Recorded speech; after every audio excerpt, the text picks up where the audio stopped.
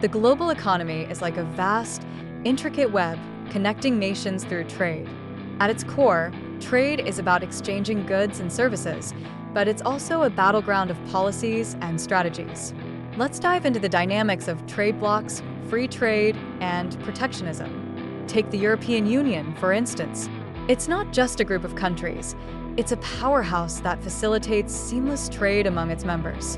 By eliminating tariffs and standardizing regulations, the EU allows for a free flow of goods, which boosts economic growth. Then there's NAFTA, now known as USMCA, which transformed trade between the US, Canada, and Mexico. It's a prime example of how trade agreements can enhance cooperation and economic interdependence, though it hasn't been without its controversies. On the flip side, we have Mercosur in South America and ASEAN in Southeast Asia. These trade blocs aim to strengthen regional ties and promote economic integration. Mercosur, for example, focuses on reducing trade barriers among its members, while ASEAN emphasizes collaboration in various sectors, from trade to technology. Each bloc has its unique challenges and opportunities, but they all share a common goal: to enhance trade and economic stability. Now, let's talk about the tug-of-war between free trade and protectionism. Free trade advocates argue that it leads to lower prices and more choices for consumers, fostering competition and innovation. However, protectionism, which includes tariffs and subsidies, is often seen as a necessary evil to protect domestic industries from foreign competition. Tariffs can raise the cost of imported goods, making local products more appealing.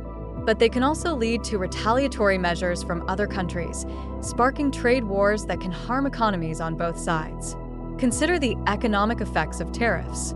While they may provide short-term relief for certain industries, they can also lead to higher prices for consumers and strained international relations.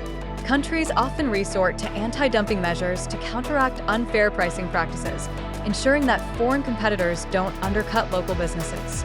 Countervailing duties are another tool used to level the playing field, targeting subsidies that foreign governments provide to their exporters. Speaking of subsidies, they play a crucial role in shaping trade dynamics. Export subsidies can give domestic producers an edge in international markets, but they can also distort competition and lead to disputes in trade negotiations.